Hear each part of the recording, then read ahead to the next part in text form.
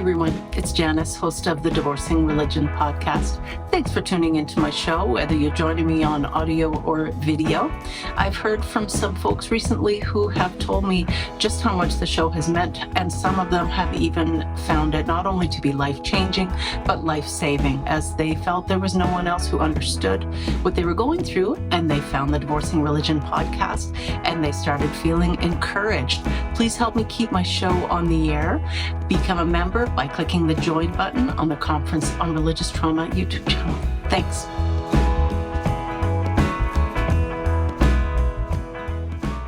Hi, everyone. Welcome to the Divorcing Religion podcast. I'm your host, Janice Selby. I'm a registered professional counselor and a religious trauma recovery coach. I found today's guest on TikTok, where 287,000 followers know her as No Nonsense Spirituality. Britt Hartley is joining me today, and I will use her own words to describe her. On Britt's website, nononsensespirituality.com, she describes herself as a podcaster, dissertation avoider, ordained Sufi, seminary teacher, meditation teacher, Enneagram coach, Boise post-Mormon group director, certified spiritual director, history/social studies teacher, nihilism survivor, published author, and all-around nerd for anything about the human experience. I love that so much. Welcome, Britt. I'm glad you could join me today. Pleasure to be here. You really have done an awful lot of things. And also, of course, you're a mom. You just mentioned that you're home because the kiddos are on summer break. So that kind of takes precedence over everything else. I wonder if you'd tell us about your growing up years. What was it like? I read in there about post-Mormon group director. So I'm guessing Mormonism played a role. Yep, I was raised Mormon. That was really just the biggest kind of chunk of my childhood. Was when you're a Mormon, it's a high demand religion. It's kind of an isolated religious group. So my entire community and friend group was always Mormon.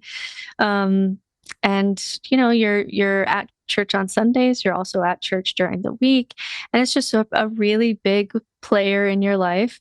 I started to what we would call kind of deconstruct. I started my deconstruction process around the age of 14, 15. If you know anything about Mormons, you'll know that we have some rules, things like, you can't have tattoos and you can't drink coffee and don't swear. There's a lot of don'ts that go that are involved when you're Mormon. And for me as a teenager, I started to bristle, just have some angst that why would it? The creator of the universe would want pictures on the walls, but not, pictures on your body. Why would he care? It seems so petty. It seems so dumb for the creator of the universe. This was what was going on in my 15-year-old brain. It wasn't anything more complex than that. It just felt so small for a God of the universe to have this list of do's and don'ts. So I started deconstructing. I ended up having sex with my boyfriend at the time. My parents found out. I was kicked out of my home. Oh, no. So at the age of 16, I was kicked out of my home. I was living with my aunt and uncle. And at the time, I was still kind of bristling with Mormonism, but I had this deep wound of being disconnected from my family and community. And I found at that time, 16, 17, what we would call now nuanced Christianity. C.S. Lewis, some voices that weren't just a list of do's and don'ts, but beautiful aspects of Christianity and about Jesus and about spirituality and about mysticism. And I was like, oh, okay, there's something more to religion than just the list of do's and don'ts that I was given as a child. That was interesting. And so I was kind of a nuanced Christian starting at the age of about 17 and went to school. At this time, it was still in a Mormon context, so it was at BYU, Idaho. But I was studying philosophy, I was studying religion, I was studying history. I became a history teacher. I kept studying. I went to seminary school and got my master's degree in theology. I have an almost doctorate in theology because I was just driven by this question of like, what the hell is going on here? Like, what what is this? And that's always been the question that has driven me. And like many who go to school to learn more about God and more about the Bible and get closer to God, and then find themselves, oh, the Bible isn't what I thought it was, and religion isn't what I thought it was. And Yeah. it's not uncommon to go to seminary and learn and really do biblical scholarship and have a faith crisis, because when you're actually looking at this text, it's messy. It's a messy, contradictory text. And so over the course of my time in school, I ended up not only losing my faith in Mormonism, then losing my faith in Christianity, losing my faith in religion, losing faith in God, losing sense of self, losing identity. I was losing my marriage. I had lost my community. I was losing my sense of morality, or if there's right and wrong at all, if we're just animals. I was losing also my sense of free will. I was studying postmodernism as part of my studies, and how little we're interacting with truth or reality at all. And so it was that deconstruction bulldozer just really took out everything for me. And then I ended up in a place that we call nihilism, or the void, or existential crisis, or existential depression, where I just was stuck. I didn't know what to think or do, or what the point of all of it was, and what's even the point of being alive if it's just suffering. I mean, it's a really dark place. And the tools that helped me out of that place, which is the work that I do now, was really in kind of the umbrella of secular spirituality, which is, how can we get these tools that we have science and know that are good for us? Awe, contemplation, ritual, community, meaning, purpose, states of transcend. I mean, there's so many things in religion that are good for you, but how can we get those tools without requiring faith, without requiring belief? Because as an ex-Mormon, I have a very sensitive BS meter. I think it was Sam Harris who said that no one is more ardent in their atheism than ex-Mormons, and I think there's some truth to that. It's a young religion, so we can really see how the sausage gets made when it comes to how scripture is formed, or how a prophet comes to be, or how religions are made. So I needed tools. I needed something to give me a reason to live, but I couldn't have faith in anything again. I'd been burned. I'm too skeptical. Everything, all the questions that I set out to ask, I got further away from the answers than when I started. And so really my work now is, how can we access these tools, even spiritual tools, and be an atheist? How can you access spiritual tools when you have religious trauma? How can you access spiritual tools when you're a deep thinker, or maybe a scientific thinker, or maybe a skeptic? And that's the place that I like to hang out today. So there's a little snippet. Wow. That is a lot. You've just taken us on quite a I took journey. you on a journey. I know. I packed a lot in there. That was awesome. I packed most of my life in there. So that was a lot. And so I'm curious, have you ever kind of reconciled with your parents or your siblings, or are they part of your life? Yes. So in my case, that part of my story ended with a happy ending. My both of my parents, I would consider, my best friends. One of my parents is still active in the Mormon church in kind of a nuanced way. And one of my parents has left. And with my siblings, we're about half and half, active and not active. But through the process of my brother being gay and my own deconstruction process, we had to expand. It used to be when we were younger that we're a family because we all do these things and we all believe these things, and we're going to go to this heaven, and that fell apart. And for a while we were really disjointed, and everyone was hurting and everyone was healing in their own ways. But we were able to kind of expand what it means to be a family, that maybe our family is something bigger than just what we believe. And we've been, I think, mostly successful in being able to do that. So, wow. 10 or 20 years ago, I wouldn't have been able to say that, but we, I would still consider us a family, even though everybody's had to shift and everybody's had to change. Wow, that is so beautiful. I hope that can provide encouragement for someone today who is really kind of in the thick of things. And I just felt I was right there with you when you were describing all of these losses, one after the other, just that domino effect when you lose your faith, lose your identity, lose your community, lose the only worldview you've ever had, that the framework on which to hang other beliefs and have the universe make sense. And then when that all dissolves, just being in a free fall, just an existential free fall, grabbing at anything. What is it? What might there be? A lot of people end up in other cults or high demand groups in that time because it can feel so scary going from absolute certainty to nothing is certain. And that's a really big deal. And that's one of the things that my clients do bring to me often, just trying to recover a sense or build a new sense of meaning and purpose into their life when the church had always told them what their purpose was and what their meaning was. And that's hard work. That's some of the hardest work of all, because there's so much freedom there.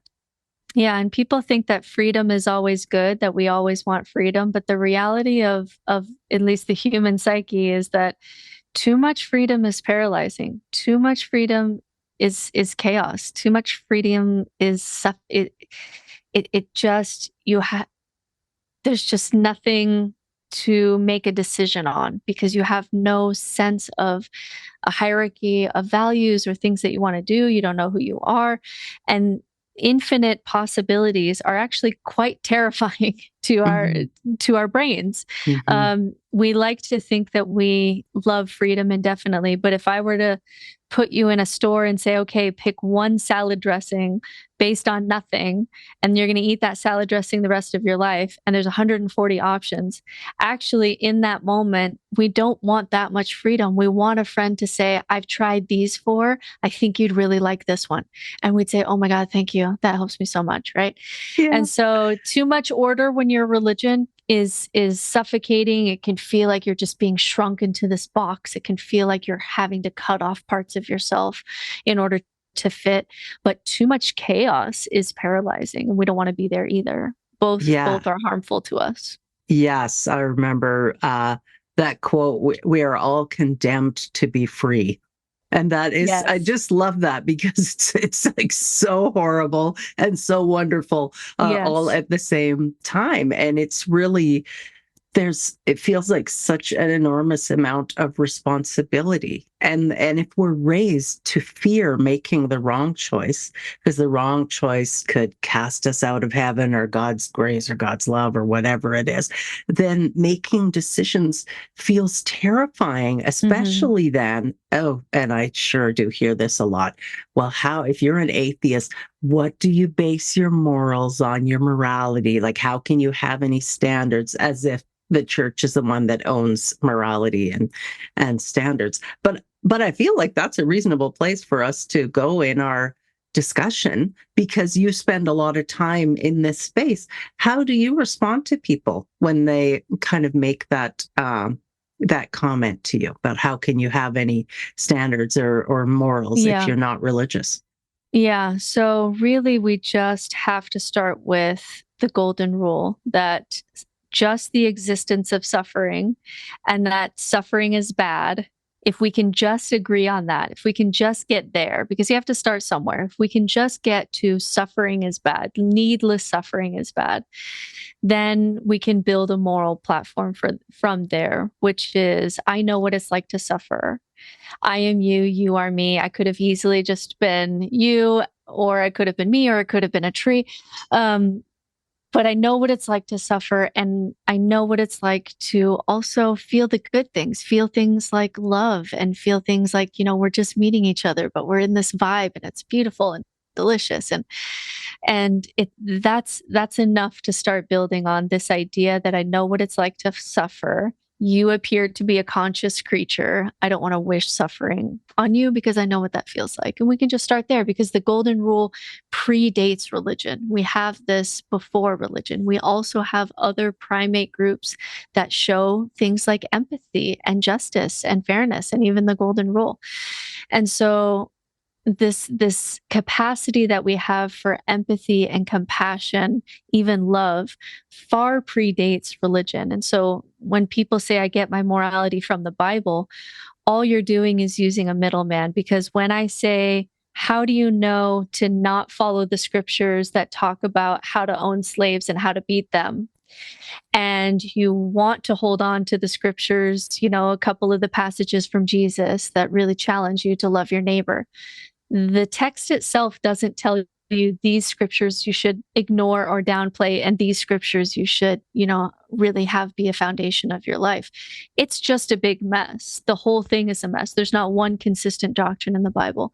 And so when I ask people, how do you sift through the scriptures in order to make a cohesive, objective morality? Well, they say, oh, this feels like it's wrong, and this feels like it's not. Okay, then the Bible is just a middleman for your morality that you already have, which is that slavery is bad and that you shouldn't inflict it, even though the Bible doesn't say stop owning slaves and that it's wrong. The Bible doesn't say that at all. So really what I think is we've never had objective morality. We've always just had, as social creatures, a capacity for empathy. And if we can hold on to empathy and reason and conversation, that gives us a far better chance at morality than trying to use the Bible as a middleman when the Bible is full of genocide and incest and rape and sex slavery and slavery. Like, why are we using this as our moral high ground when it's just an incredibly messy document that doesn't even give you objective morality because it's a contradictory document.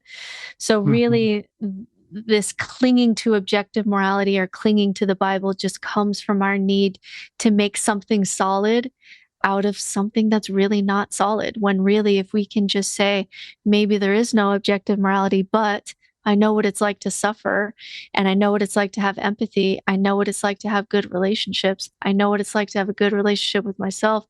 I know what it's like to live a life of empathy and compassion and love and conversation, and it's better for them and it's better for the world, and I'm happier. That not only is it enough for me, but it's more moral than I think how I was as a Christian, which is anytime that I wanted to skirt moral responsibility, I could just put it on Jesus and Jesus took care of it. Now I'm morally responsible for the shit that I do and I need to take care of it. And that to me is actually a higher morality than trying to pretend that the Bible is in any way our moral compass. Yeah, I remember reading one time the author had said, just as there's a Statue of Liberty on the East Coast, so there should be a Statue of Responsibility on the West Coast. And I thought that was beautiful, just a really balanced way of looking at things. And it seems so, it's frustrating in the age that we're living in, because it feels like even some of the good things, there were some good things in the Bible and things that Jesus said or whatever have been hijacked or jettisoned in this day and age. It feels like Christianity's moving more towards John Wayne, muscle-bound, Rambo, I'm going to be the hero, authoritarian type situation. Isn't that interesting that like Democrat Jesus and Republican Jesus are two people that they could not be more different. It's coming from the same text, but these two characters especially in America, I mean, you could not find two different people than Republican Jesus and Democrat Jesus. And right. And yes, it is interesting. And even in the East, what we did with Buddha, who was also kind of a wisdom teacher, a mystic, lived a simple life, was homeless like Jesus was. And yet you go to, the last time I was in Thailand, there's this giant statue of Buddha and it's prosperity gospel, just in a different form, make sure that you're making those donations to Buddha so that your business as well, so that you're rich and Wow. happy. And it's like, well, that's not what I remember about this homeless mystic. So it is interesting that no matter the character, when we look at some of these teachers in the past, we seem to just always make a clubhouse around it and make rules and make it an identity, make it Mhm. political, make it magical, make it prosperity gospel, make it we're God's favorite people or we're special. And that just tends to be always what we do. We seem to cult by nature as humans. Yes, yes. And then often it can really take a tragedy um, to shake us loose from that thinking, Mm. almost to bring about sometimes a certain maturity or moving to another level where we see beyond what we saw before or what we saw and believed before doesn't fit with us anymore. And so we have to move forward and see what else does. And so I'm curious for you when you were in such a time of existential angst and nihilism, because you called yourself a survivor of nihilism. So how did you get to that point then? What were you doing? Were you studying other philosophers and you had some kind of breakthrough? How did you get past that really dark point? Yeah. So the first step for me was recognizing that there was a disconnect between my body and my mind. So my mind was in a place that nothing matters. Everything is just suffering. We're just going to suffer and die. We're just these ants on this planet and the universe doesn't care. And not only that, I was mourning the death of God. I was mourning the death of religion. I was mourning my own mortality because, I had to face that I'm going to die. I mean, I'm just mourning so much. And I'm also mourning at the time, like I imagined that life could be better than this, that it should have been better than this, that we have this sense that the world should be fair, and it's so not fair. Like, it's just not, like, there's just so much suffering. And it just made me kind of, at the time, want to push the big red button and just blow up this whole project because it didn't seem to me that the good that we experience overshadows the fact that most people suffer for most of the time. Mhm. It just I was mad. I was angry at the universe what I for what is essentially, which is really it's a place of a lot of suffering because I'm angry. I'm angry at what is, which is, not going to do That's anything an good exhausting good for place. yeah. That's not going to change anything. So it was definitely a miserable place. But something else was happening in my body. In my mind, I was in this place of nothing matters. I was mourning a lot of things, but my body still knew that some things mattered and some things were important, even though my mind had no concept for it or no rationality for it or no way to explain it. But I was already a mother by the time that I was kind of in this place. And when I looked at my child, even though in my head I could say, yeah, none of this really matters, like my body's screaming, but he matters. Like, okay, the universe doesn't care that my son is here. My universe doesn't care that he just had his first day of kindergarten. The universe doesn't care um, what he just drew. He drew a picture of us holding hands. Maybe the universe doesn't care, but my body says, that's so beautiful. That's so meaningful. When your son gets off the kindergarten bus and looks for your face and then his face lights up and he gives you a big hug and tells you about his day. Logically, I had no reason why that would matter because I'm looking for this grand overarching meaning because I'm coming from religion. So that's what my brain is looking for. But my body was in this different place of saying, actually, I prefer this music to this music, and I prefer conversation to, I don't know, other things that people do. And I really like writing, and I really like when I'm watching myself write and I get into this flow state and I can almost watch my brain make connections as if I'm watching myself writing more than I'm actually just writing. And I really love certain shows. And I love that there's a new Game of Thrones on right now. And I love when my children come in the morning and they lay on my chest while we're still kind of sleepy, and I have one child who still wears a diaper at night, and you just get to pat that little diaper bum on my chest. And I really love these kinds of foods, and I really love talking with this person. And there was a whole world of things that were worth being awake for, worth experiencing, worth being alive for, that if I could get out of my head a little bit and back into my body, that could give me a compass of, wait, even if this ride ends, these things are worth experiencing just for the experience. And so it started there. It started with coming back into my body and realizing that there's a lot more discovery than choosing. Because if you're having to choose things in nihilism, that's very hard, because you don't have a sense of your core values or who you are or what you want to do. All of it is just too much choice, too much chaos, almost too much freedom. But when I started with my body, I realized, oh, I love having these conversations with people. Okay, I'm going to be an atheist spiritual director. Why? Because I don't know, life is meaningless. I'm going to make up a title. Who cares? And I'm going to start talking about this online. I don't know if a single person would listen. And I found people did. And now I'm a coach and I help people with this place. And now I write and I've published a book, and it's doing better than I thought it would. But it all came from the sense that if I'm going to die, then what is the kind of experience that I want to have with my one life?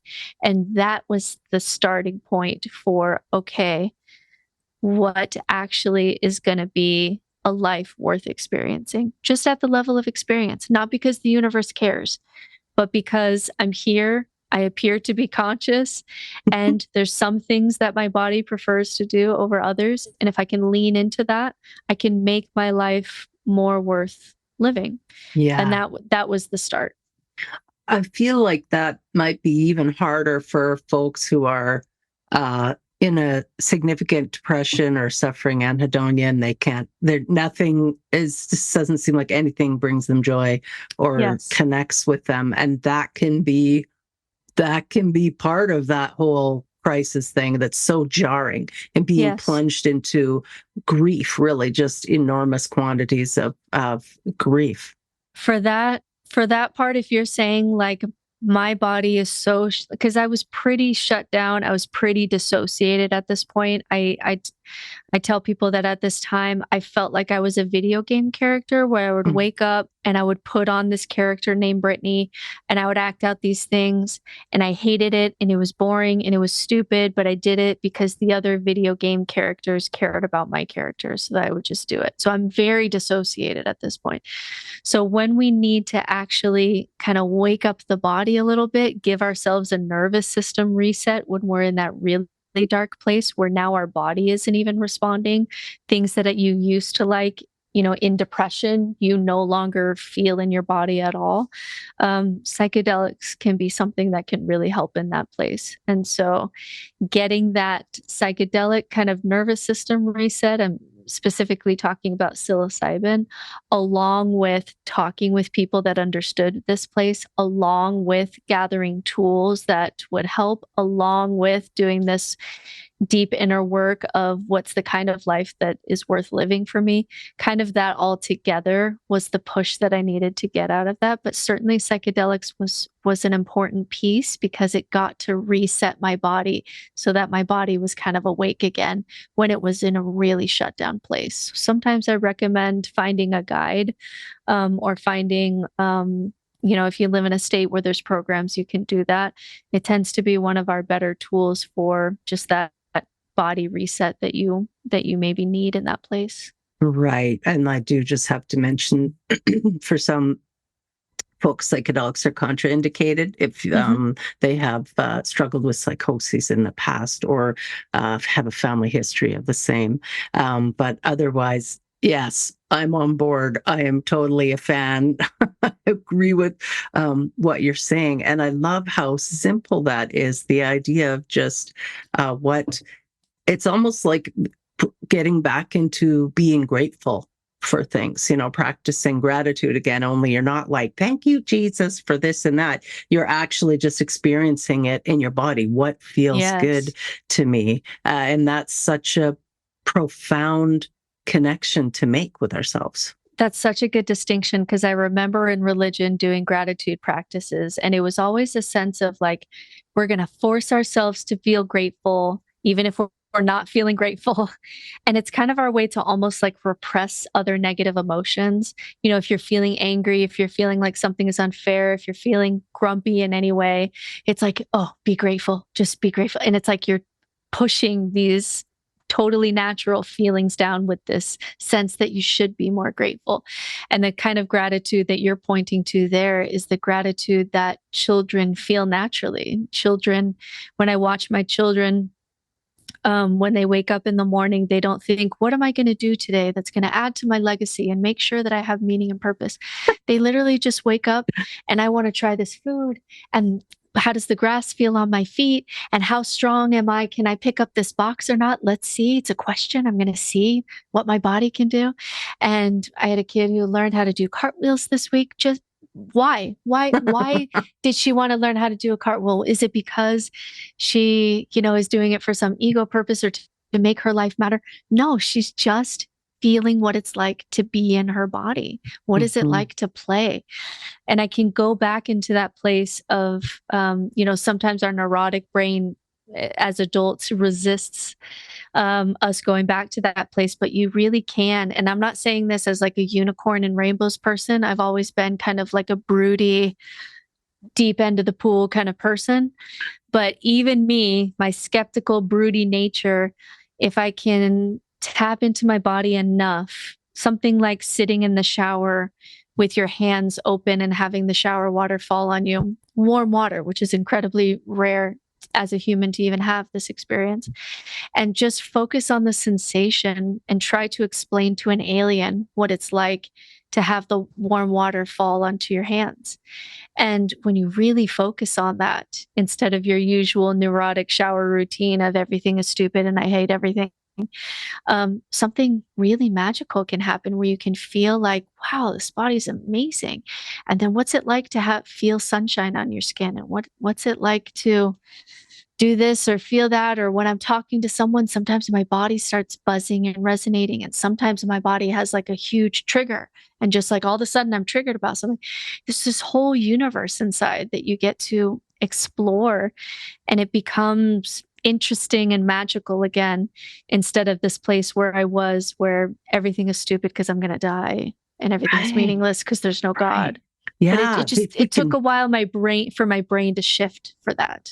Go ahead. Yes. Because it really is a shift. And I feel like if we can get to a point where we are once again meeting our universe, the world around us, the people in our lives with curiosity rather than judgment, that opens up so many doors when we can let ourselves be curious again. And that's part of the joy and fun of childhood, is not knowing all the answers, just being curious and trying things out just because. Like, I want to see if my body can learn how to do a cartwheel for no reason other than doing it. And that's the piece that really called me back, and why I was grateful to be a mother during that time, even though maybe I wasn't a present mother at that time. And I'll have to talk about that with my kids when they get older. But I'm glad that they pointed me to this way of being that I had missed, because I felt like things were eternal, or things mattered to God, or there was an eternal sense of justice. And when I realized that we're just building sandcastles and then the wave comes and knocks it away, I just felt like this incredible sense of loss. Like, what's the point of building a sandcastle? It's so stupid. The wave's just going to come and knock it away. And yet children are at the beach, not because their sandcastle lasts forever, but this curious childlike, Buddha calls it beginner's mind. Maybe Christ calls it becoming like a little child. And it's this place where we can go back to of how children play at the beach, which is, let's see how high I can make this sandcastle. Let's see if I can make a moat. Why? Because my body wants to. What do you mean, why? Like, the point is in the making of the sandcastle. That is the point of it. But because my brain had never thought that way, it took me a while to shift into it. And that really helped me. And then the question then to ask yourself are, what are the sandcastles that are worth building for you just for the building of the sandcastle, not because it lasts eternally, not because the universe cares, but this conversation for me is like... We're just going to pause just for 1 minute. I'm so curious about the different courses that you offer. When I go to your website, they all look very interesting. Can you tell us a little bit about those courses? Sure. So when I started meeting with clients, there were some things that I felt like I was saying over and over. When we were talking about either the deconstruction journey or the reconstruction journey. So when you're in a place where you have too much order, then we need to deconstruct. We need to blow some things up. We need to challenge some of your beliefs that are really limiting you. And those are different tools than the reconstruction side. When you're on the reconstruction side, we need tools for rebuilding. Like, we don't need the bulldozer quite so much. So, so my courses, I have religious deconstruction, nihilism recovery, spiritual reconstruction. I have a course specifically on feminine spirituality and kind of looking at spirituality outside the lens of just how men have defined spirituality. I can't think of the other ones, but you can check out the website. And I was a teacher before I do the work that I do now. And so I still enjoy hopefully putting together a program for someone that helps them in a place where I also needed that too. I also have one for teens who are trying to explore, what is my spiritual path? What do I think about these things? And that can be hard to find because everybody's trying to, tell everybody what to do and believe. And so I have a course for that as well. But yeah, you're welcome to check that out if this is resonating with you at all. And what about pardon me, the idea of humanism? Does that factor in with the things that you have experienced or ways that you identify? Yeah, so for humanism, what we're seeing is that as people leave religion and become atheists, atheism by itself is just not going to be enough tools for your life. And if there was, and I'm saying this as an atheist, that if there was a lie of atheism, it would be that all you have to do is leave religion and you'll just know exactly what to do with your life and your relationships and, how to make hard choices. And all you got to do is just leave religion and then you'll just, smooth sailing. And the reality is we need help. We need tools. We may not be as born broken, like the Christians sometimes will say that we're just born just these broken creatures, but we're also not born, in this place where we just don't need any help from someone. Life is hard. It's hard to be a human. And so atheism by itself just offers nothing, right? This is a philosophy of negation. All it can say is not that, like not that God. That's all it can say. And so in that space, in that hole, there are many isms that people find of, hey, this is a tool that helps me to give some kind of direction to my life. So this could be, for example, Stoicism is kind of having a rebirth right now. Certainly humanism, secular humanism. There are many atheist types who would consider themselves as secular humanists that, just really caring about really human suffering and improving the quality of life for humans. That's going to be their driving moral value. For some, it may be absurdism or optimistic nihilism or existentialism. These are all isms that just offer tools. And I can't say which one is going to be the best for you, but we can together, like if we were in a session with a client, I could give you maybe 10 options. Like, here's some isms. Let's just explore these and see if there's one that like, ooh, that resonates with me. That really aligns with my core values. I really like this way of thinking about how to structure a life. And I'm not ever in a place to tell you one is going to be the best for you than another. Only only you know that about yourself.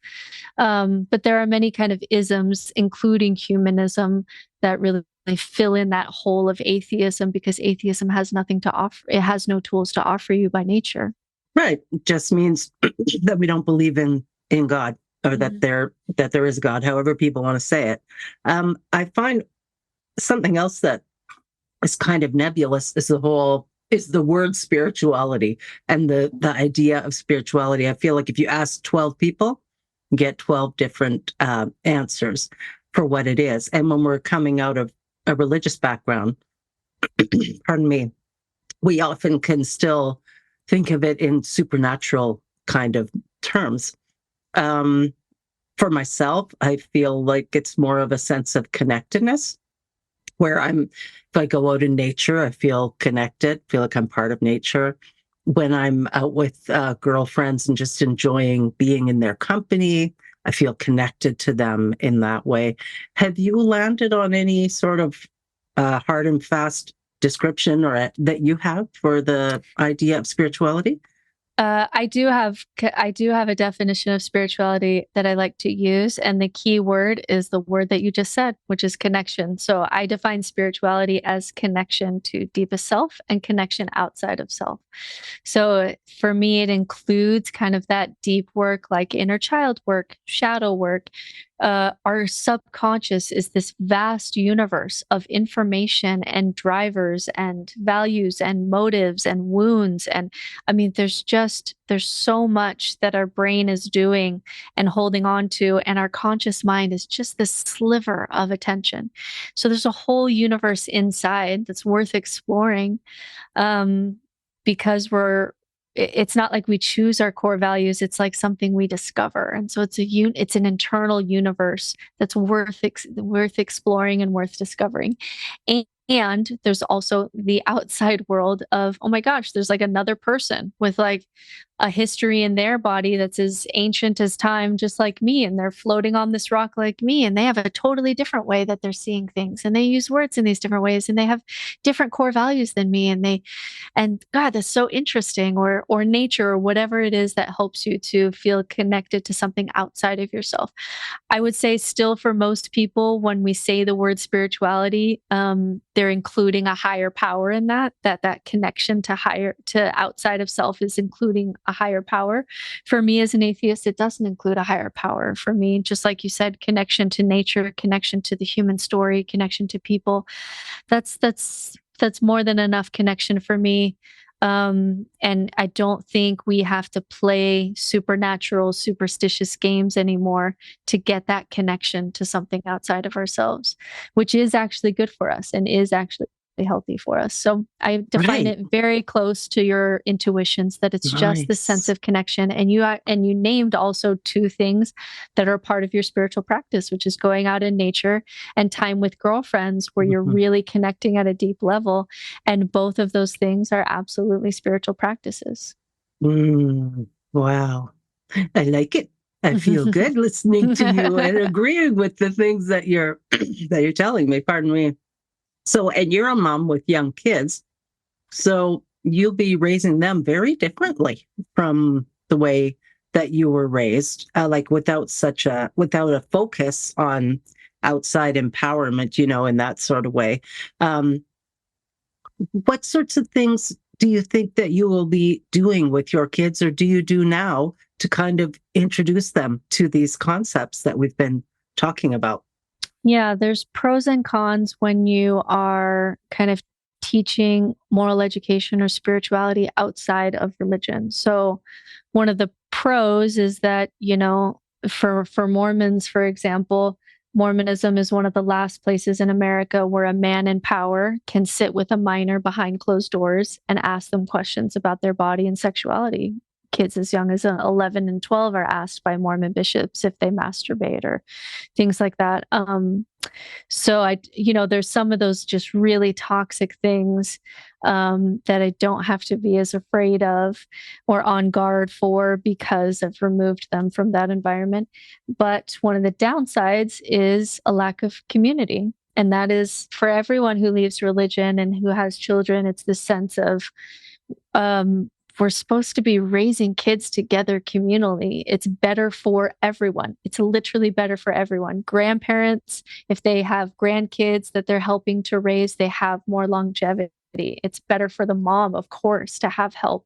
And it's better for the kids to have other adults other than their parents tell them right and wrong. And so it's better for everyone. And then if you don't believe anymore, then it's like, okay, I guess I have to raise this family on my own, because it can be incredibly isolating. So something that I do is every Sunday, we still do what I call, in my head at least, I still call it church. I don't think my kids would call it that, since they've never really been to church, my youngest kids at least. And we read Sunday mornings, we get up and I make French toast and we read books together. And I'll have a book from the library about, be kind or whatever the little moral lesson is. And we'll go take a walk in nature and just talk about the seasons changing or what's going on. And then each kid, picks a game or something that they want to do as a family activity. And so it's very short. It can be half an hour long. That's shorter than church as a Mormon, which was 3 hours long. But yet they got one-on-one time with their parents where our phones are away and they have all of our attention. We got time in nature.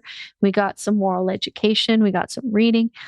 And so I still do that every Sunday as my replacement for, I want to do church. I just want it better. I just want it my moral values, and not, scaring these kids that they're going to go to hell if they don't do the right thing.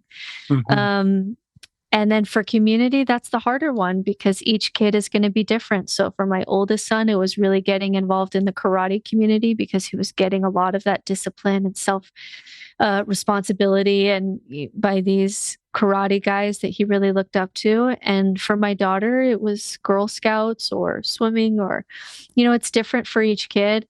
And it's not something where I have a new community that, are all of my best friends and all of their best friends. Maybe that doesn't happen outside of religion, where you have a strong myth pulling people together.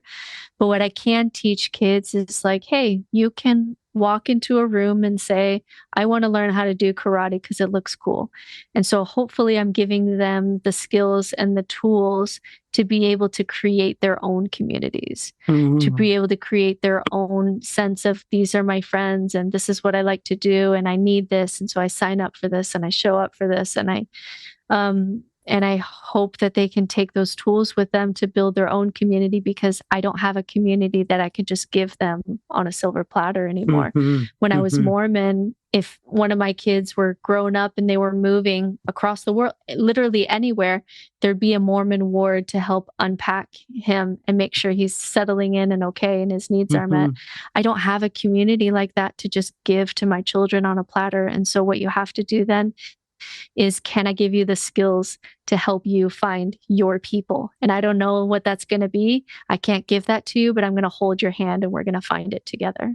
Oh, I love that. I think that is so powerful, and really the very best thing that we can do is equipping our kids. And also when you were talking about, pardon me, community for the children and being able to take karate lessons or find things that make them feel good about themselves. I hope, and maybe someone's already doing this, but I would love to see courses for children, age appropriate ones, for sure by the time they're 9 or 10 years old, about social media, and having an idea already of what feels good to you. What type of people do you like to spend time with? Having an idea of what kind of person you are, what values do you have, what feels good to you.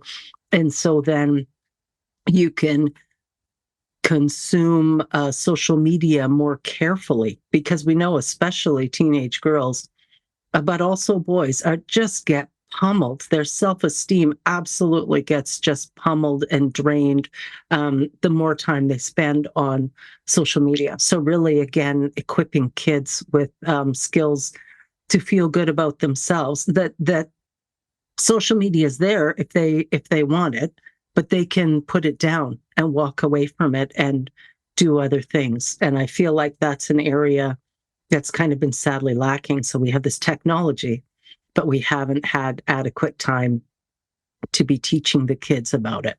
Yeah, I do think we'll look back, and in the same way that we're shocked when we look back 200 years and kids were drinking alcohol or kids were smoking pretty young, or, Mhm. whatever kids were doing in the past, we're shocked. It's like, oh my God. I do think that 200 years from now, if this planet is still going, we'll look back and say, wow, this idea that we just gave kids unlimited access to the internet, Wow. sometimes in elementary school, like we'll look at that and say like, wow, that's shocking. I can't believe they Yeah. did that. Yeah. Yeah. But I Exactly. feel for Gen Z. A lot of my work in my master's degree was my focus in theology was the future of American religion, and specifically Gen Z spirituality, because they're in this interesting place where many of their parents, the millennials like me, are leaving religion, but then we haven't kind of replaced it with anything. And so Gen Z just gets this double whammy of, not only do they don't get the nest period that we kind of had as children, where we could develop an ego and develop an identity and develop security and safety and belonging in this kind of little world, because we didn't have a phone that was just showed us the whole world all of the time. Not only do they miss that nesting period, but then also we're in this kind of postmodern age where the paths that we used to have for, like, okay, this is your rite of passage as an adult. You get married and you get a job and then you get a house. They don't have those same opportunities as kind of marks for what the future should even look like. And so they're dealing, and they're also kind of dealing with existential crisis, and we're going to blow up the planet. And I have 16-year-olds that I'll see that are just deeply existentially nihilistic and thinking, they don't know it, but deep philosophical thoughts about what is the point to any of this. So not only are they dealing with more, but they're also doing so with less resources and less of that nest that every other generation kind of got to have, where you get to grow up kind of in a smaller environment so you could grow as a person before you kind of faced adulthood. So they're getting hit on both sides. So, we're seeing, and I'm not going to say that spirituality or a lack of spirituality is the entire problem and the entire reason why we're seeing suicidality and depression and anxiety and risky behaviors. But I do know from the research that a sense of a spiritual life, that connectedness to Mhm. yourself and outside of yourself, is Mhm. if we were to put it in a pill, it is our strongest pill against depression, risky behaviors, and suicidality.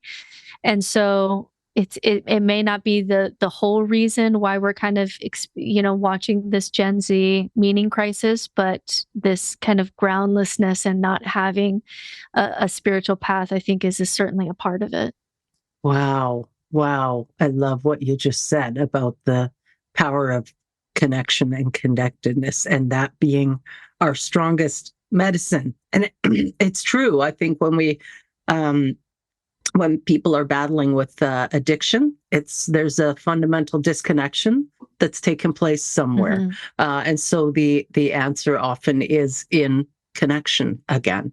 Yeah. Um, Tell us Oh, about your book. Oh, I gotta sure, add one thing since you sure. brought up addiction. Okay. The studies on the mice with addiction, that if you give them, a button that has water, a button that has water and meth, I think it was, Mhm. they'll tap that addiction button until they overdose. And the interesting thing is, when they were working with these mice on addiction, that the opposite of addiction, as we know now, is really connection. And so Mhm. when they built this rat carnival of amazing things for rats to do, right? And all rats are social. Okay, so Yeah. in these studies, they were overdosing because they were by themselves in a cage, but they Mm. had this same amount of whatever it was. I think it was meth, but it may have been something else. Same amount. They could pick water or they could pick something that was laced with something. But when they were in community with a bunch of other rats, a bunch of things to do, mating opportunities, playing, wrestling, fighting, whatever, once in a while they may tap on the laced water, but no overdoses, no addiction, no rat in the corner just pressing the button, just trying uh, to get more drugs. They would maybe tap into it once in a while, but we didn't see anything like addiction like we did with the mouse who was by itself, who tapped that button until they died. And so we're learning a lot about, we can talk about depression and addiction at this level of like, oh, you're not getting enough sunshine, or you may have a chemical imbalance, but we really need to get this idea to this deeper place, which is these things tend to go away when your connection is really high. When we talk about, for example, indigenous communities that are matriarchal, where it's really a communal life, this idea of like just being the idea of poverty, the idea of depression, some of these things we just see kind of go away, where, there may be people who still have mental health struggles and be a concern in some way in the community, but we don't see, the mass majority of the adults in these communities have depression in the same way that we're seeing in the West, where depression is just almost the new norm. And so getting back to how are you connected to yourself and outside of yourself is not just like, oh, I do this sometimes for my spirituality once in a while. Like, it's really central to your well-being.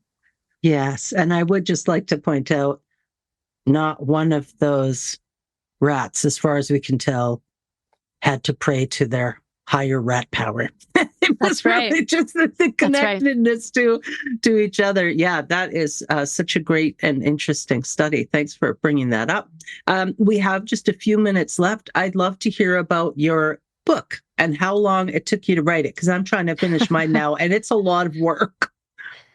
It's a lot of work, but I enjoy it, so I would have written it even if it was just for me, because I really enjoyed the process. So the book published at the end of April. It's called No Nonsense Spirituality, All the Tools, No Faith Required.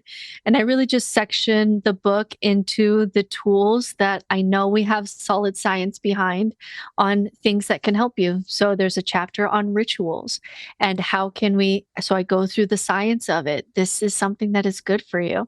And then I go at the end of each chapter are questions to ask yourself so that you can start to actually build through this book your own spiritual path. And so this isn't me saying, I'm a spiritual guru, I'm going to tell you your 12 steps to your perfect life. Like, no, like we should all be skeptical of gurus who promise that. I'm saying, here's the science on spirituality, the science of spirituality, the science of human well-being. Those are very similar anyway. Here are things that are good. And then what is the way that you access this? What is a ritual that keeps you coming back to yourself? How do you experience awe? How do you experience community? How do you experience? And so I just laid out kind of all the aspects of what religions do for people that are good and say, here's the science, here's the tools. How can we apply that to you in a way that is authentic to you and your core values? And I don't know what that's going to look like, but I can show you some options and give you some questions so that you can do that discovery on your own and hopefully have some better tools for what your spiritual path and or life, what you want that to look like, what you want that to be experienced.